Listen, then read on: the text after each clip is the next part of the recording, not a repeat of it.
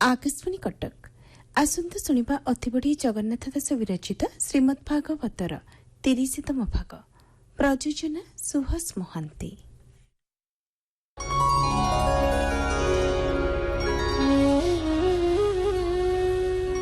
नारायणं नमस्कृत्य नरं चैव नरोत्तमं देवीं सरस्वतीं व्यासं ततो जयमुदीरयेत्।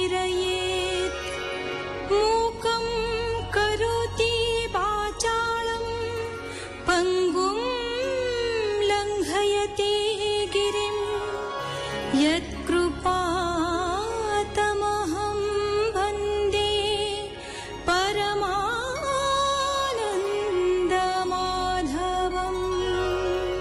राजा परीक्षित सरस्वती नदी कूल पहुंची देखिले राजपोषाक पिंधिथिबा जणे शूद्र लुहाबाड़ी रे गोटाए पादरे चालुथिबा वृषभर सेही पादटीକୁ पिटिबारे लागिछि। गाईटी वृषभर दुख देखि कांदुछि। गाईटीर शरीर सरू और से भोकिला जना पड़ुछि। सेही पिटुथिबा लोकକୁ राजा पचारिले, ए वृषभକୁ काहेकि पिटुछु? मु तोर प्राण संहार करिबे। वृषभକୁ पचारिले, तू गोटाए गोड़े चालुछु काहेकि? तोर आउ तीनोटी गोड़ कुआडे गला? गाईटीକୁ ମଧ୍ୟ पचारिले, तू काहेकि कांदुछु? मु ए राज्यर पालक थाउ थाउ तोर दुख कौन? राजा उवाच ताजेबे राजा न शुणई तार आयुष जस कहि नासई इह परलोक अन्ते से पड़े नरक। राजपणर धर्म एहि निश्चित प्रजा जे पाळई एणु एहाकु बद्ध करी धर्मे अधर्म दूर करी प्रजा रक्षणे कारण एबे हो वृषभ तु शुण तोर चतुर पाद थिला तिनि चरण केणे गला। कृष्ण सेवक राज्य केहि तो परि दुख जिते नाही। कृष्णानुव्रती राजा जेते ताहांकरि पुए जगते।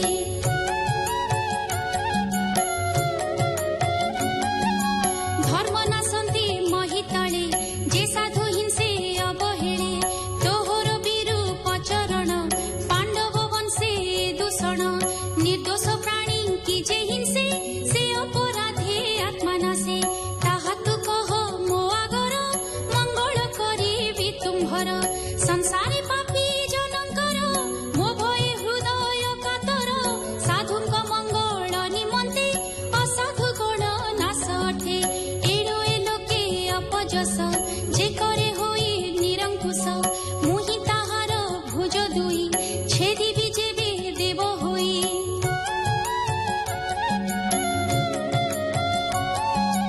राजा परम धर्म एहि स्वधर्मे प्रजांकु पाळई स्वधर्मे पाळे वसुंधरी खळ चौर्यंकु निबारी। जे चारि वर्ण ए जगते स्वधर्म छाड़ी अन्य पथे ताहांक गर्व जेबे हरे से राज धर्मे राज्य करे। राजार वाक्य शुणी तो से धर्म कहन्ति हरसे। धर्म उवाच पांडव वंशे एबे भार आरत प्राणी भय हर जाहार पुण्य गुणे हरि सारथी दूत पण करी। शुणह पुरुष उत्तम जाहार जेबा निज धर्म प्राणीक क्लेश बीज जेते प्रकाश नहे मोर चित्ते। जे वाक्य भेद विमोहन ताको न जाने तेणु जन के आत्मज्ञाने आत्मा धरे आत्मार विकल्प विचारे। के बोले दैव बलियार के बोले कर्मर ए फल के बोले स्वभाव एहार ब्रह्मा शंकरे अगोचर तर्की न पारी जाहा मने के ताहा कहिब वचने। ए आदि जे विधि वृत्तान्त तु राजा एहा मने चिंत। श्रुतोवाच एमंते धर्म मुखु बाणी से राजा सावधाने शुणी मनरु खेद दूर कला स्वरूपे धर्म को देखिला। देहे उतरी अक्षमाल पटीरे अजिन दुकुल লম্ব সুন্দর চারিকর শিরে শোভিত জটা ভার তনু শশাঙ্ক বপু গঞ্জে শ্রীবৎস চিহ্ন হৃদয় সাজে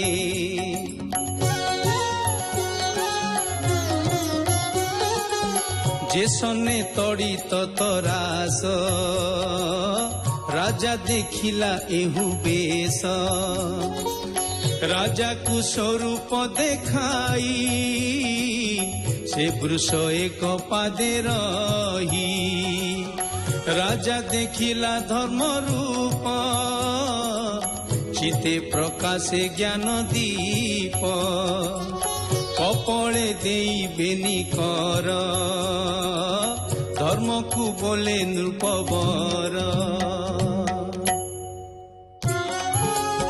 राजा उवाच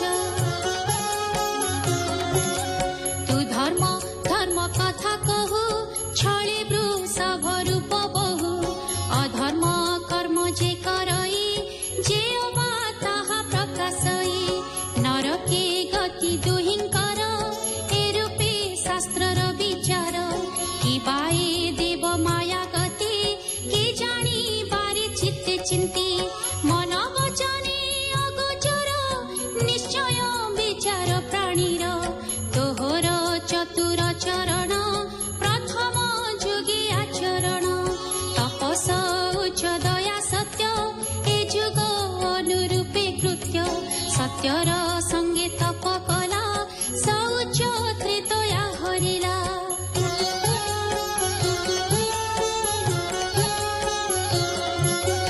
দ্বাপর গলা দয়া সঙ্গে সত্য রহিলা কলি যুগে তপকু গর্ব নাশ কলা শৌচ সঙ্গ সংহারিলা দয়া হরিলা মদ বଳେ সত্য যে রহিলা নিশ্চଳେ সে সত্য বଳେ প্রাণী তোতে সাধନ୍ତି কর্ম নানা মতে ଏବେ ଯେ ଅଛି ଏକ ପାଦ একলি তাহাকু আপদ চিন্তই মিথ্যা ধর্মরে একিম্প মোর অধিকারে কঠোর সত্য যে পাଳିବ ସେ ପ୍ରାଣୀ କୃଷ୍ଣଙ୍କୁ ପାଇବ ଏ ସତ୍ୟ ଭାବୁ ସତ୍ୟ ଯୁଗ ଏକଳି ଅନ୍ତେ ପ୍ରକାଶିବ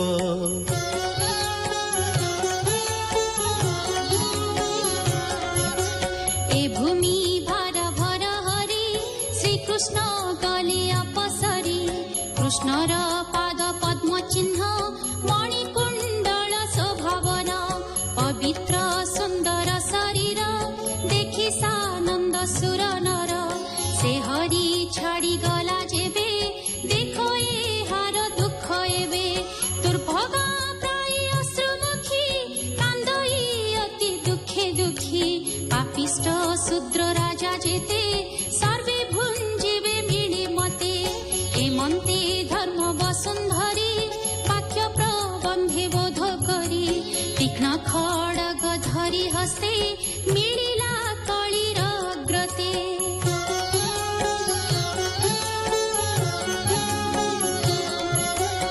অধর্ম হেতু বলে মারি মুহি পাଳିବି বসুন্ধরি কଳି দেখিণতা বদন ছাড়িলা নৃপতি লাঞ্ছন প্রাণ কাতরে উদবেগে পড়িলা রাজা পাদ যুগে সে কଳି জীবন বিকଳେ পাদে পড়িলা যেতেବେଳେ দেখিণ কଳିର বিকଳ ସ୍ୱଭାବେ মেদিনী বৎসଳ ତାର ବିକଳ ମୁଖ ଦେଖି ଖଡ଼ଗ ଭୁଜ ଊର୍ଦ୍ଧ୍ୱେ ରଖି ଛେଦନ ନ କରି ତା ଶିର ହସି ବୋଲନ୍ତି ନୃପବର